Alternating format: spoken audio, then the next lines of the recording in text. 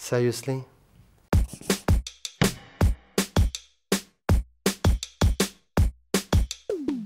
C'est pas vraiment une série parce que c'est une série limitée, mais c'est Tchernobyl. C'est magistral, c'est d'une force, d'une justesse. C'est très difficile de susciter la terreur et la peur sans tomber dans des artifices classiques de cinéma de genre.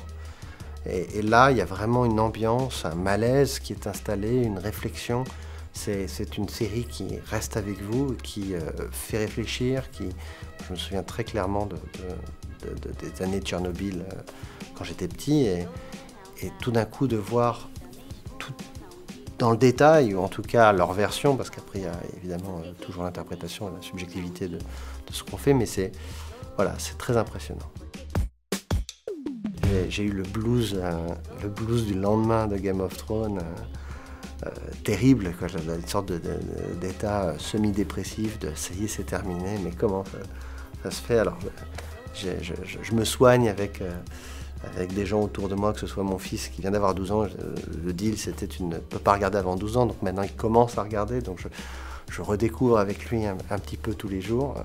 Donc ça me permet de surmonter la fin d'une époque. J'aimais bien The Good Place, et non, ce que j'ai vraiment aimé qui était sympa, c'était Last Man on Earth.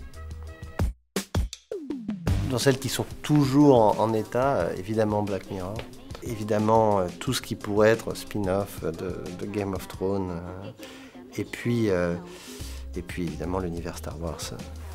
C'est les rêves d'enfant, c'est-à-dire qu'aujourd'hui la télévision est au même niveau que le cinéma. C'est-à-dire que j'étais aux États-Unis quand Endgame Avenger est sorti, et le même week-end, c'est-à-dire que le samedi je regardais The Avenger, et le dimanche soir c'était Winterfell, la bataille.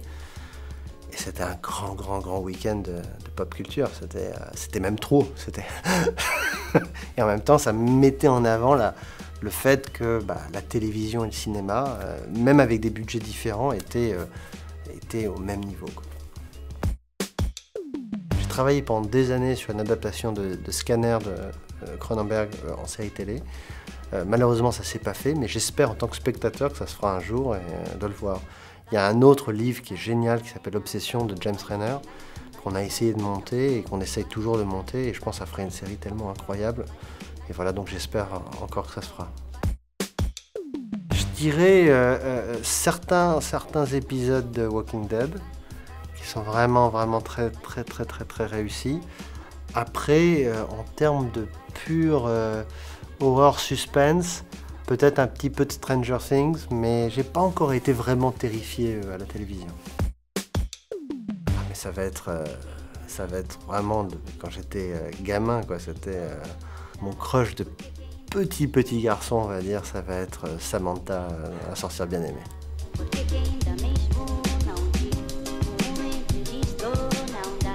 Porque quem